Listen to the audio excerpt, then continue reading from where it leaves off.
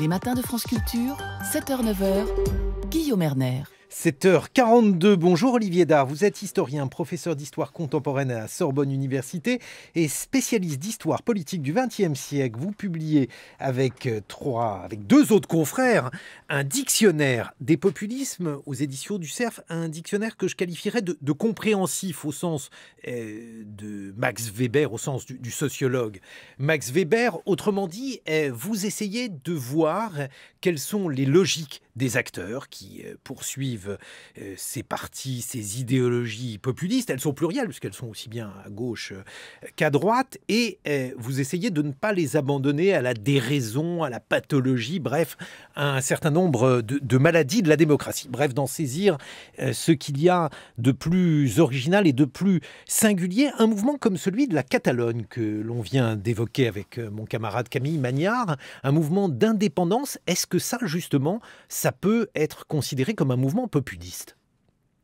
À mon avis, pas forcément, parce que si vous voulez, l'affaire catalane est une affaire extrêmement ancienne. Je ne vais pas revenir évidemment au XVIIe siècle espagnol, mais dans la composante catalane, il y a bien d'autres éléments qu'un ressort populiste. En revanche, ce qu'il est peut-être important de noter, c'est que dans le cas espagnol, un mouvement comme Vox, qui est considéré, alors on pourrait en discuter, mais comme une sorte de mouvement populiste à l'échelle espagnole, va puiser dans la dénonciation de l'irrédentisme catalan, si vous voulez, de quoi nourrir son discours sur l'idée d'une Espagne unitaire, en reprochant aux autres forces politiques d'avoir été, disons, un peu légère sur le sujet. Donc je crois qu'effectivement, il y a à creuser dans cette histoire, parce que on peut considérer que la Catalogne, effectivement, structure le jeu politique espagnol. C'est ça. Mais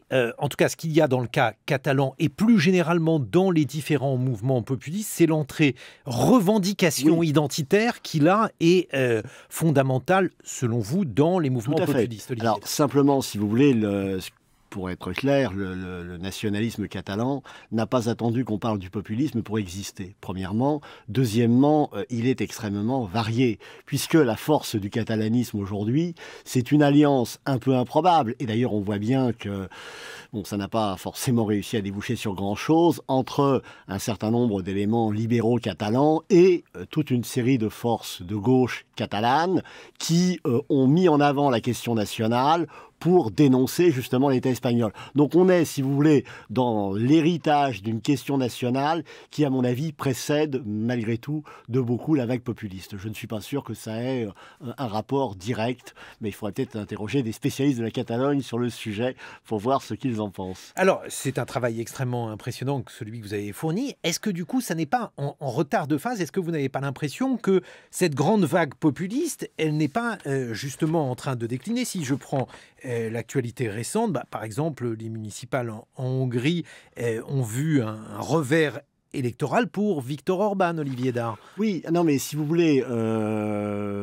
l'idée d'ailleurs n'était pas de prévoir ou non une vague populiste, et je dirais même que ce qui a été intéressant, plus encore, ce sont les élections européennes, où on annonçait une véritable vague populiste partout, dont on a pu constater que ces effets étaient relativement limités. Alors doublement limités, je dirais, d'une part parce que d'abord la poussée attendue n'a pas forcément eu lieu partout, et deuxième élément plus important encore me semble-t-il, c'est la difficulté, pour ne pas dire l'impossibilité de ces forces populistes en Europe, ou ces forces dites populistes en Europe, à parvenir à parler d'une seule voix.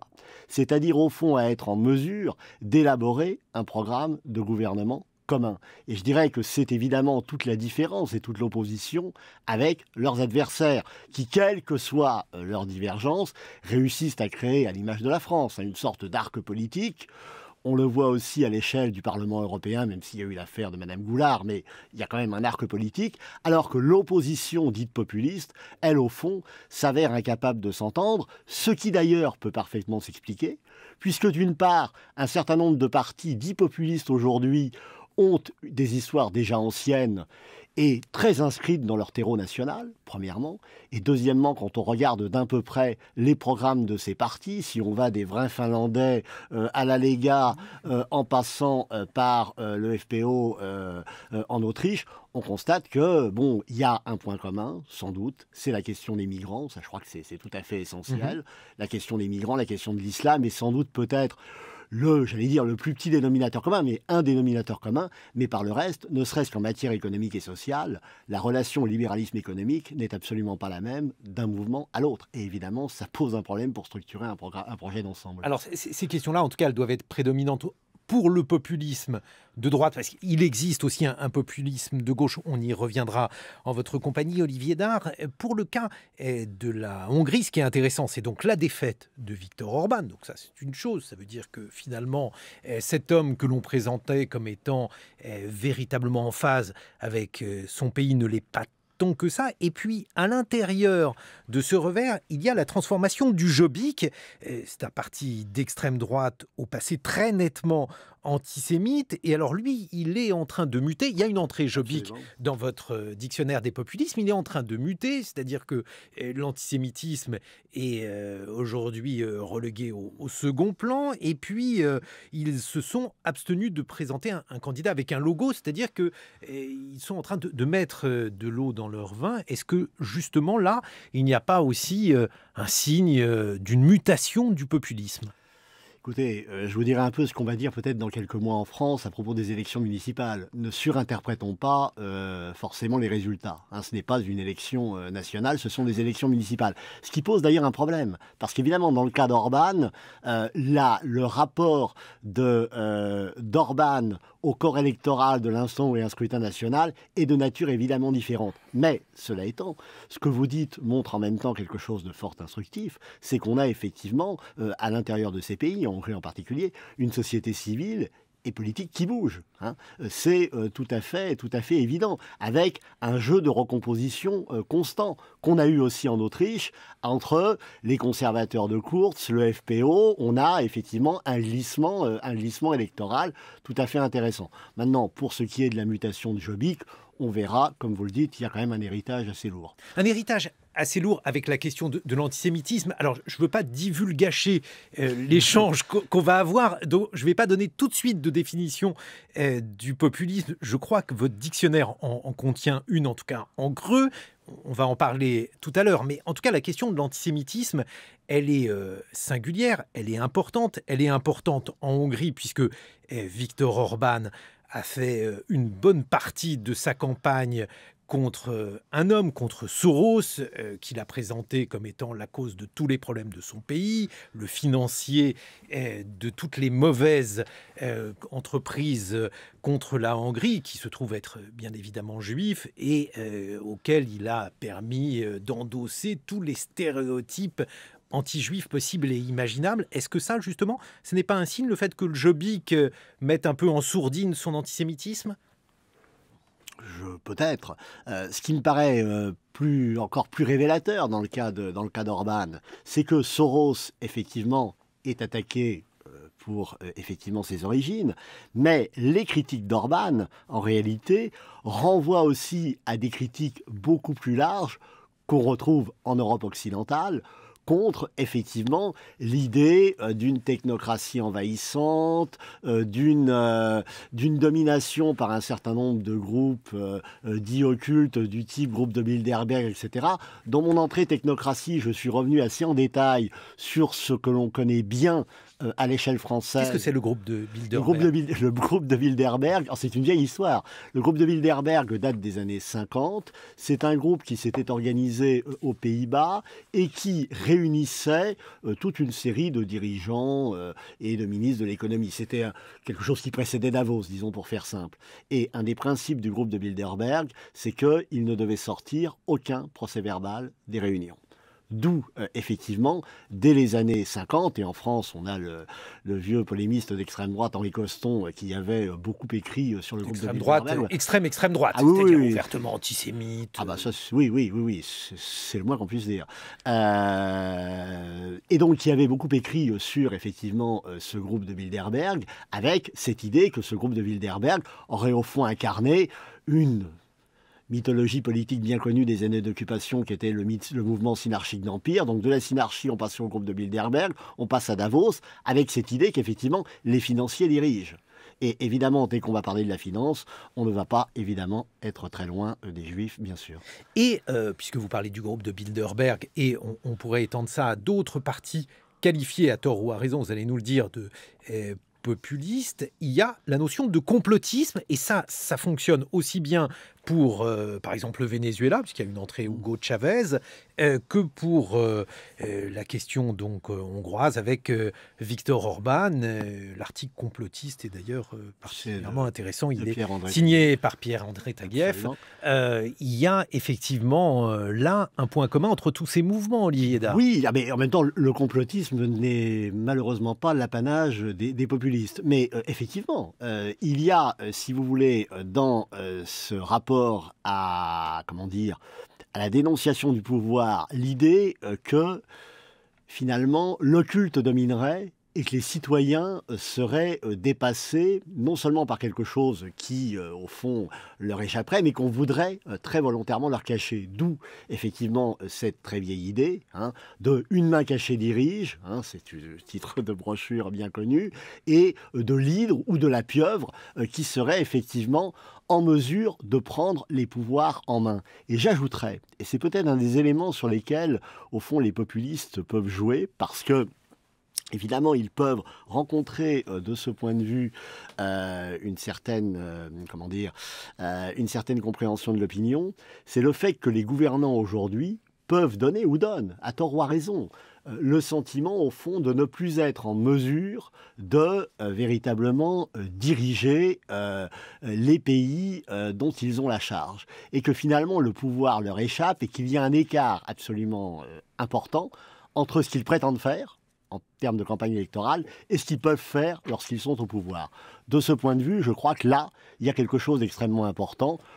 Ce discours, effectivement, est une espèce d'assurance, si vous voulez, pour expliquer, au fond, un certain nombre de ratés, d'erreurs, d'insuffisances. J'ai cité le cas d'Hugo Chavez. Ce qui est intéressant, c'est que on voit que le populisme en Europe réussit électoralement dans certains lieux. La Pologne, là, le PiS vient d'emporter une victoire, même si celle-ci est un peu inférieure à ce qu'ils escomptaient. Des échecs, on a parlé de la Hongrie. En revanche, en Amérique latine, là, il y a un vrai terreau pour le populisme, Olivier Dard. Ah oui, non mais c'est-à-dire qu'en réalité, si vous voulez, si on dresse une histoire du populisme contemporain, 19e, 20e siècle, et disons 20e siècle pour faire simple, l'Amérique latine est sans doute un berceau, si ce n'est le berceau du populisme. Pourquoi ?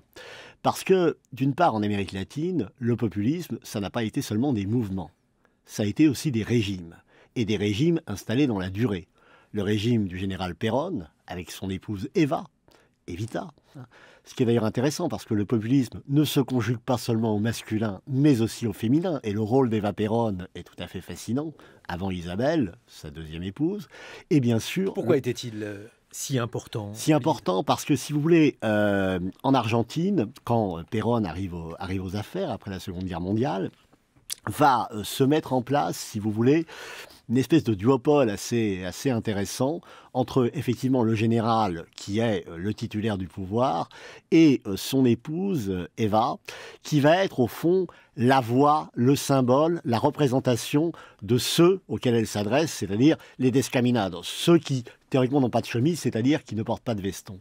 Et le péronisme fonctionne en Argentine. Pourquoi ?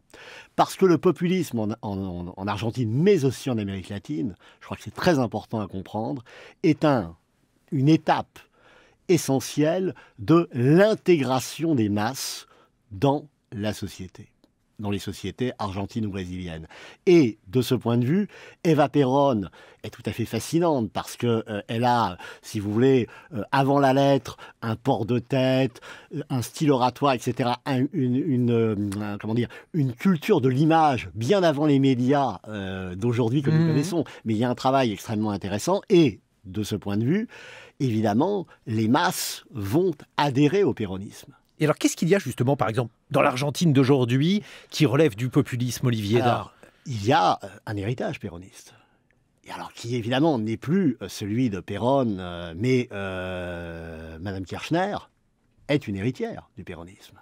Et si vous regardez ce qui s'est passé il y a quelques semaines en Argentine, dans cette espèce de préélection qui a balayé Macri, donc le président, enfin le dirigeant libéral, on assiste à un retour d'une forme de péronisme, enfin, d'un candidat péroniste. Alors évidemment, le péronisme en Argentine, et c'est toute la plasticité du populisme, a occupé une telle place dans l'arc politique. Vous avez en Argentine des péronistes de droite, de gauche, vous en avez de multiples sortes, sauf que ils ont, malgré tout, historiquement, un certain nombre de points communs, à commencer par, d'une part, un refus, malgré tout, affiché du néolibéralisme. Et donc, il y a un travail et un souci de protection, toujours dans le discours péroniste, protection des faibles, encadrement de l'État, etc.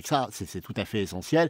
Et deuxième élément important, évidemment, c'est la recherche d'un dirigeant fort, homme ou femme d'ailleurs. Mais alors, justement, est-ce que la situation actuelle de l'Argentine n'est pas tout simplement la conséquence d'une politique économique scabreuse et aujourd'hui d'une situation extrêmement périlleuse pour les finances argentines, avec finalement le retour à quasiment une situation de faillite, ce qui a été le cas de l'Argentine il y a quelques années et qui aujourd'hui est un risque important. Est-ce que le populisme, ça n'est pas le refus des réalités économiques? Je parle du cas argentin, là, Olivier Dahr.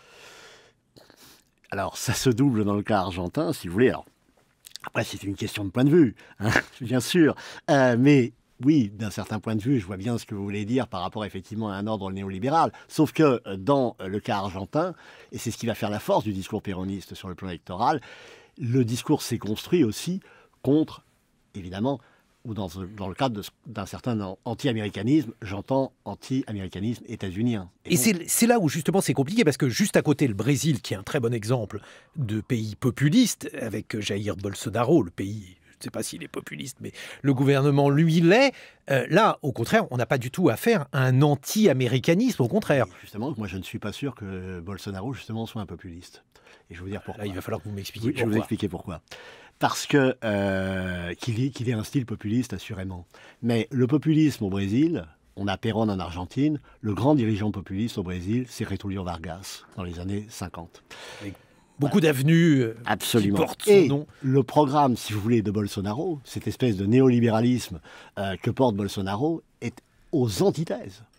À l'antithèse. Quelle est la différence entre Vargas et Bolsonaro, le dirigeant historique? Le programme économique, évidemment, n'a pas grand-chose à voir. Et alors, on pourra reparler du style Bolsonaro, parce que Bolsonaro cultive un certain style personnel qui peut faire penser au populisme. On en reparle dans quelques instants, Olivier Dahr, et puis on donnera aussi une définition, en tout cas en creux, du populisme, parce que cela fait partie des choses extrêmement intéressantes que recèle ce dictionnaire que vous co-signez avec Christophe Boutin et Frédéric Rouvillois, le dictionnaire des populismes au CERF.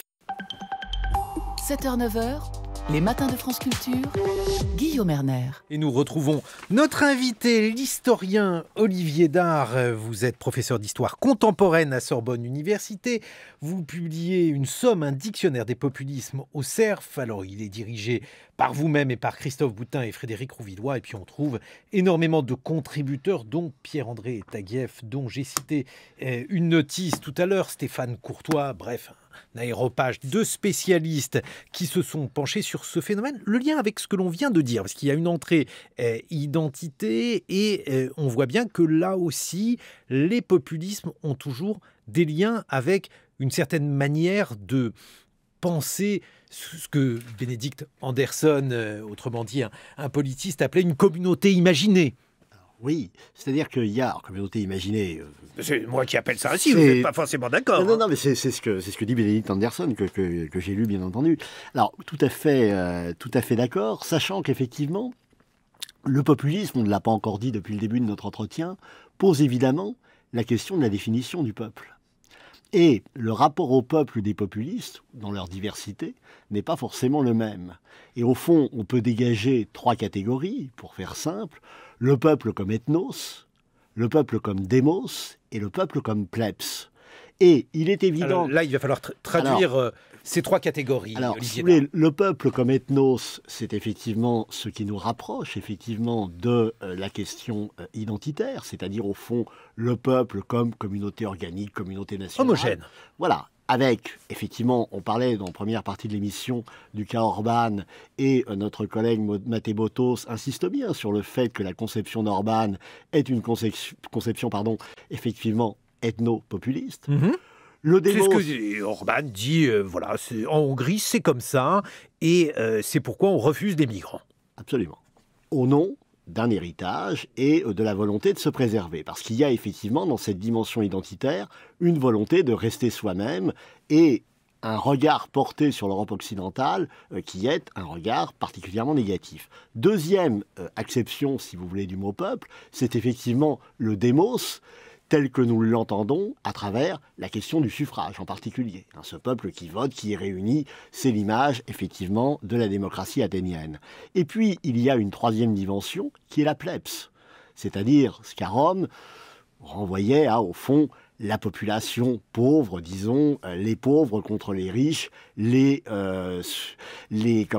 petits contre les gros. Alors effectivement, la diversité de ce populisme, on parlait tout à l'heure populisme de droite, populisme de gauche, c'est une espèce d'agrégat entre tout cela. Mais alors, qu'est-ce qui peut distinguer justement le populisme de droite et celui de gauche, sachant, puisqu'on parlait de l'Amérique latine, alors c'est un lieu assez riche en populisme, à la fois de gauche et de droite. On citait Bolsonaro, moi je le classais parmi les populistes, vous n'étiez pas d'accord.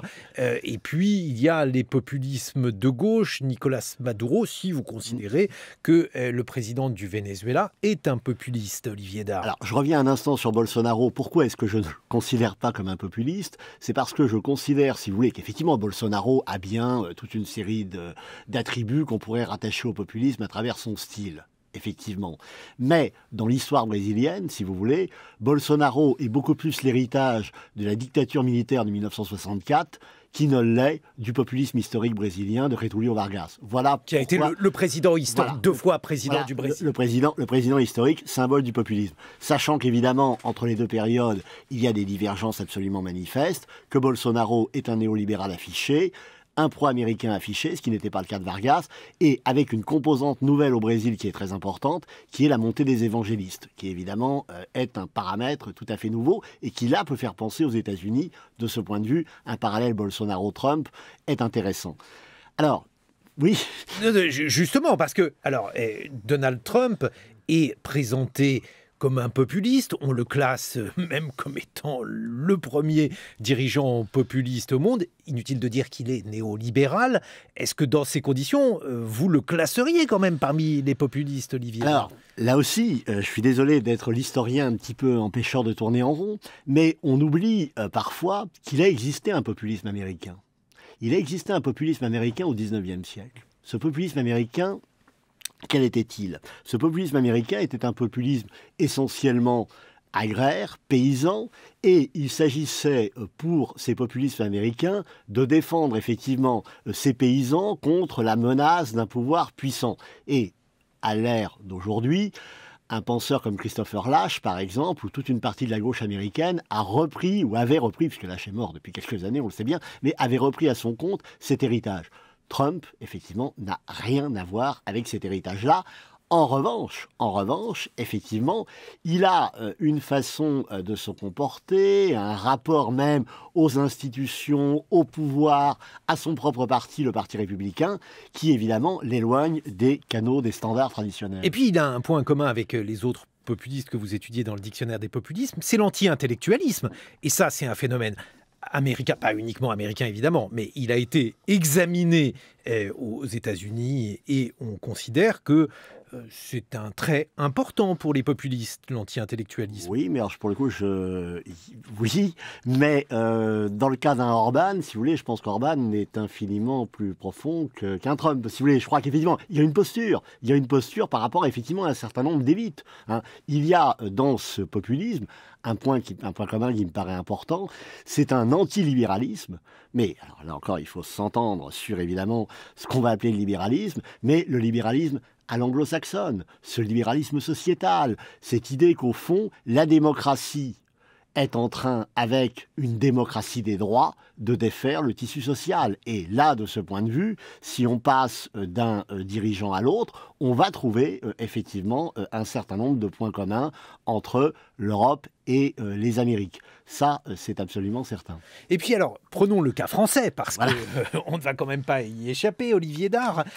Finalement, je l'ai dit tout à l'heure, il y a dans votre livre, tout d'abord, des remarques pour expliquer que le populisme ne se laisse pas aisément définir et que finalement, la plupart du temps où on le définit comme étant une sorte de maladie de la démocratie, témoignant des faiblesses cognitives de ceux qui se disent pour le populisme, ce qui est bien entendu une manière extrêmement condescendante de voir les électeurs et qui ne se révèle pas pertinente pour examiner le phénomène. En revanche, il y a une entrée progressisme et je me suis demandé si finalement la meilleure manière de définir le populisme n'était pas tout simplement l'opposition au progressisme. Je serais assez d'accord avec vous. En ajoutant un autre élément, c'est qu'effectivement, avant de faire ce dictionnaire des populismes, on avait fait un dictionnaire du conservatisme. Bon, et effectivement, alors cette opposition d'ailleurs populisme-conservatisme ou conservateur-progressiste, elle a été mise en avant, en particulier par le président de la République. Et effectivement, le progressisme entendu, alors il faut évidemment s'entendre là aussi sur ce qu'on appelle le progressisme, c'est-à-dire au fond la définition contemporaine qu'on en donne, parce que si on parle du progressisme des années 60, on est évidemment très éloigné de ce qu'on appelle le progressisme aujourd'hui. Mais le progressisme tel qu'on l'entend aujourd'hui, à travers ce que j'évoquais il y a quelques instants sur la question de la démocratie des droits, est un élément effectivement tout à fait important. À travers en particulier le discours multiculturaliste, etc., on est à front renversé par rapport effectivement à la société qu'entendent construire les populistes. Et alors, je lis l'entrée, non pas l'entrée progressisme, mais l'entrée macronisme, de Pierre-André Taguieff. Qui est encore signé par Taguieff. On peut formuler l'hypothèse générale, écrit Taguieff, que s'opère depuis la fin du XXe siècle une sortie de la religion du progrès, une sortie paradoxale du progressisme à travers ses métamorphoses mêmes. Et finalement, Taguieff d'expliquer que le macronisme est l'une des métamorphoses du progressisme. Oui, c'est ce que pense Taguieff. Alors, dans ces conditions, Macron a raison de considérer, si j'en suis votre dictionnaire, Olivier Dard, qu'il est effectivement aujourd'hui l'alternative au populisme. C'est de toute façon ce qu'il entend mettre en avant. Et c'est, je crois que tout le monde l'a compris, c'est ce qu'il attend pour 2022. Je crois qu'il n'y a pas besoin d'être un grand clerc en politique pour voir qu'il attend de nouveau un face-à-face avec Marine Le Pen, en espérant évidemment de l'emporter. Mais de ce point de vue, effectivement, le projet macroniste est au rebours même à la fois du conservatisme et du populisme. Le conservatisme et le populisme, d'ailleurs, ou les populismes n'étant pas la même chose. Mais ce qu'il est important de noter chez, effectivement, Emmanuel Macron et dans le macronisme, c'est la reprise en compte par eux de tous ces éléments, effectivement, que l'on peut tirer du libéralisme à l'américaine, sachant que le libéralisme à l'américaine, évidemment, n'a pas grand-chose à voir avec ce qu'on avait pu appeler en France le libéralisme ou le néolibéralisme de gens comme Raymond Aron et autres. Mais alors, dans ces conditions, est-ce que le progressisme, parce que l'article de Pierre-André Taguieff, de vous à moi, est plutôt moqueur, j'ai l'impression qu'il ne croit pas en l'existence de quelque chose qui pourrait relever du progressisme, et encore moins du macronisme. Finalement, est-ce que ce travail n'est pas en train de retourner la question? Vous dites finalement qu'on se moque des populistes et vous finissez par vous moquer en quelque sorte des progressistes. Taguieff, enfin j'imagine que vous ne vous désolidarisez pas de cette entrée et par conséquent vous considérez finalement que la pensée la plus naïve, la plus candide, c'est ce progressisme qui finalement considère... Oui, mais simplement je ne pense pas que le progressisme se résume au livre dont parle effectivement Pierre-André Taguieff, qui est le livre rédigé par Ismaélien, etc. C'est-à-dire qu'en fait, je précise pour notre autrement dit, des conseillers d'Emmanuel Macron. L'entrée l'entrée de Pierre-André Taguieff fait une analyse extrêmement précise, nourrie au scalpel, j'ai presque envie de dire, de ce livre.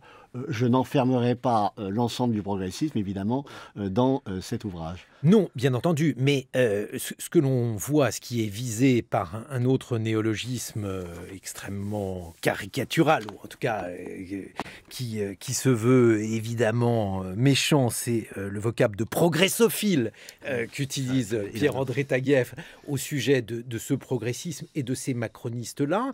Il y a toute une série de choses que l'on peut apporter à l'appui du progressisme. Par exemple, le fait de préserver l'universel, et la raison, ce qui est finalement l'une des meilleures manières de retisser le lien entre les individus, alors que les populistes ne se situent pas du côté de l'universel et encore moins du côté de la raison.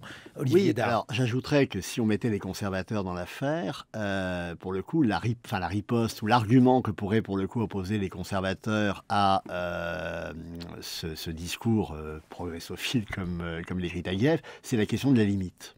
C'est-à-dire le fait qu'on a l'impression, effectivement, à travers cette question du progrès, si vous voulez, qu'on est parti dans une évolution sans la moindre limite, avec un individualisme, évidemment, qui est directement mis en avant, le droit à, et on retombe, évidemment, sur cette question de la démocratie des droits, et ce qui fait une forme de jonction, même si elle n'est pas exprimée de la même façon entre populisme et conservatisme, c'est évidemment cette remise en cause d'un individualisme posé comme un axiome incontournable et l'idée d'une démocratie des droits. Ça me paraît tout à fait important. C'est la raison pour laquelle, finalement, ce qui est visé par ce populisme, c'est le libéralisme en tant qu'il est dissolvant, en tant qu'il ne considère finalement qu'il n'y a que des individus. C'est ça, en fait, il n'y a que des individus et qu'il y a un primat de l'économie.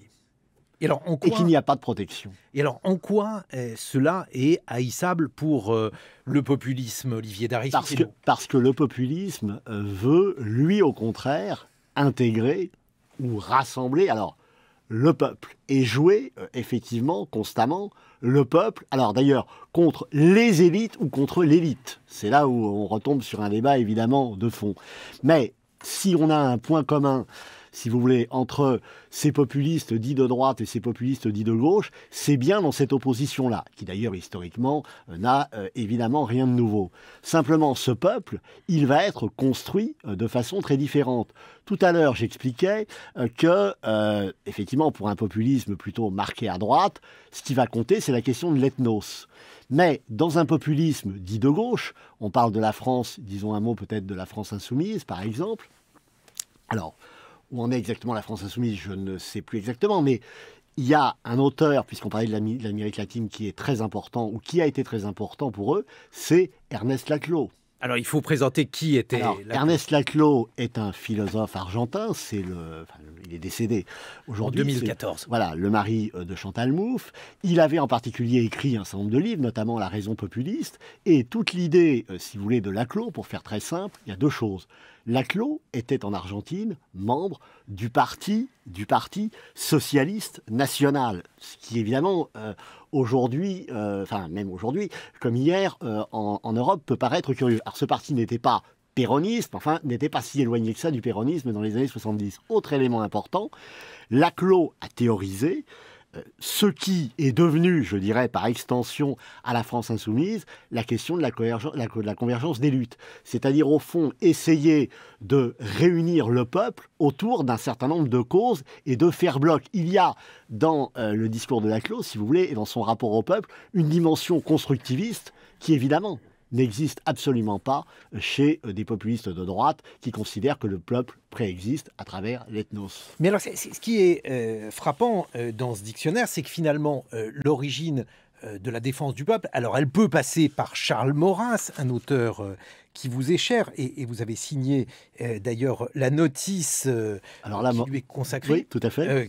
Qui est donc une notice qui présente l'œuvre de Maurras. Moi, je regrette à chaque fois qu'il n'y ait pas le mot antisémitisme qui soit accolé à Maurras. Mais, bien entendu, vous expliquez que Maurras se dresse contre les juifs, les francs-maçons, les métèques, et les protestants, pardon pour les quatre États confédérés. Est-ce qu'il n'y a pas justement une manière de considérer que finalement, en France, la forme dominante du populisme, c'est le maurassisme et le néo-maurassisme, Olivier Dard? Alors, très franchement, non.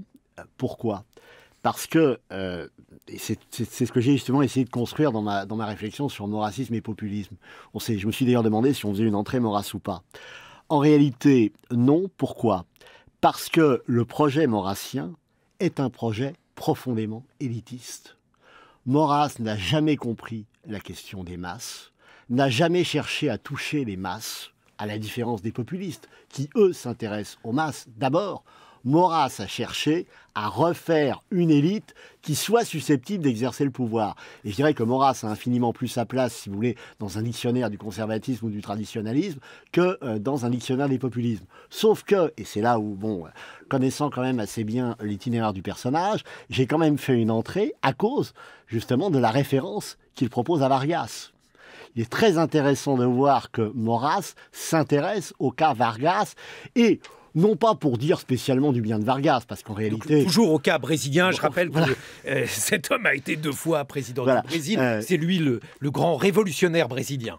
Voilà, mais non pas pour encenser Vargas, dont il a, à mon avis, très peu étudié le régime, mais pour dénoncer, là ça rejoint ce qu'on disait tout à l'heure, la question du libéralisme.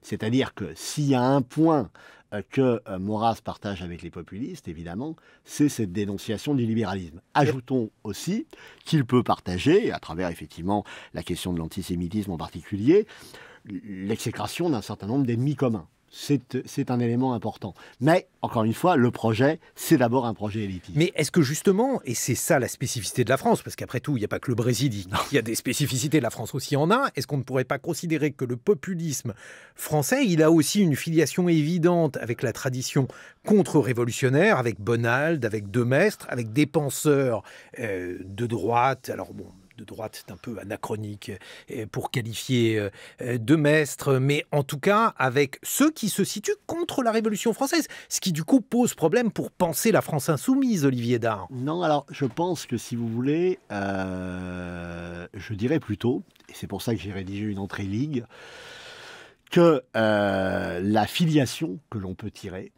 elle relève davantage du lien avec les années 1880, l'épisode boulangiste, la montée des ligues nationalistes, c'est-à-dire plus et bien davantage Barrès que Maurras sur ce plan-là, et tout l'héritage ligueur de la Ligue des Patriotes, des Jeunesses Patriotes, etc. D'où le lien que je fais avec l'entrée Jean-Marie Le Pen, je suis désolé de me citer, mais c'est moi qui l'ai rédigé, en faisant de Jean-Marie Le Pen le dernier des ligueurs. Et quand j'ai rédigé cette entrée, j'ignorais, je le dis franchement, qu'il allait appeler son deuxième tome « Tribun du peuple ». Et de ce point de vue, il y a un héritage extrêmement intéressant à souligner. Alors, Tribun du peuple, c'est intéressant parce que l'une des dernières dimensions qu'on pourrait explorer sur le populisme, c'est le rapport au corps et au corps du leader, Olivier Dahr. Absolument. Alors là, je renvoie à l'entrée de notre collègue Didier Musilhac, extrêmement intéressante sur le sujet, parce que le dirigeant populiste... Alors, le dirigeant populiste, ou la dirigeante populiste, encore une fois, n'est pas le seul ou la seule à mettre en avant la question du corps. Mais il n'en demeure pas moins que c'est extrêmement important. Et le corps, qu'est-ce que ça signifie? Ça signifie d'abord le rapport à la foule et la mise en scène du personnage dans la foule avec le rôle de l'image. Dès l'entre-deux-guerres, c'est très frappant. La question du rapport à la voix du leader qu'on entend à la radio et le port de tête que peut avoir ce leader, sa façon de parler, de réunir, etc. Il y a des entrées de grêle, etc. L'habillement, l'entrée sur Haider est extrêmement intéressante. Haider impose... Il faut rappeler qui était Haider était l'ancien patron du FPO autrichien. Haider, qui a parfaitement compris les codes communicationnels, impose un code vestimentaire qui est le sien. Et donc, je crois qu'effectivement... Extrêmement policé, voilà. très... Et aujourd'hui, on a Salvini qui joue et qui surjoue effectivement le rôle de la virilité. Donc, il y a effectivement... Avec un corps, cette fois-ci, relâché. Voilà. Alors après, non, mais ça se décline de façon différente, effectivement, selon les dirigeants, mais c'est extrêmement... je suis tout à fait d'accord là-dessus, c'est extrêmement important. Mais alors, du coup, on l'a avec Jean-Marie Le Pen. Qu'est-ce qui va se passer pour ses successeurs ? Ça, je ne sais pas. Parce que ce rapport au corps, il est de plus en plus difficile à assumer en France. Il y avait un côté tribun qui paraît aujourd'hui peut-être des hommes, mais c'est peut-être mon sentiment, pas le vôtre, Olivier Dahr. Oui, non, mais c'est vrai que l'art oratoire a complètement évolué, que les grands meetings, parce que bon, on parle de Jean-Marie Le Pen, mais effectivement, de ce point de vue-là, il a été le dernier à être un orateur. Et je dirais, il n'y a pas de lien entre eux, mais François Mitterrand aussi était un orateur de la 4e République. Hein, et si vous revoyez des images de François Mitterrand en train de parler, là aussi, il y a un travail sur le corps, la façon de se tenir, etc., qui était extrêmement intéressant. Aujourd'hui, ça passe par autre chose. Aujourd'hui, ça passe par les réseaux sociaux, la mise en scène de son image, etc., etc. On n'est plus, et là c'est peut-être une différence marquante avec le populisme historique, on n'est plus à l'heure des grands rassemblements de masse. C'est-à-dire ce dont on parle quand on parle du péronisme, quand on parle de Vargas, quand on parle de tous ces gens-là, c'est la capacité de ces gens à organiser des manifestations de dizaines, de centaines de milliers de personnes, avec effectivement la figure du meeting. Les gens venaient aux réunions publiques, aujourd'hui ils sont chez eux et ils commentent les réseaux sociaux. Et alors, justement, je me disais qu'il y avait un penseur antipopuliste qui cependant défendait le peuple. C'était Orwell, parce que oui, dans 1984, il y a le salut, dit-il, par les prolos, absolument, alors même qu'il pourfend le populisme et la figure de Big Brother dans 1984. Je suis d'ailleurs pas sûr que Big Brother soit vraiment un populiste, c'est un dictateur totalitaire, mais effectivement, il y a chez Orwell quelque chose de très important, qui est ce qu'il appelle la common decency, la décence commune. Et effectivement, il y a dans le populisme, on n'a pas parlé des aspects littéraires du populisme, mais c'est très important aussi, ou du cinéma. Hein. C'est la défense du peuple, hein, d'une célébration d'un peuple qui serait l'incarnation d'une pureté, quand évidemment ceux d'en dessus ne le seraient pas. En tout cas, c'est la preuve qu'entre les progressophiles et les populistes, il y a Orwell, ce qui donne au moins un salut pour les démocrates. Olivier Dard, votre dictionnaire des populismes, publié aux éditions du Cerf, en compagnie de Christophe Boutin et Frédéric Rouvillois, et donc d'une multitude de contributeurs.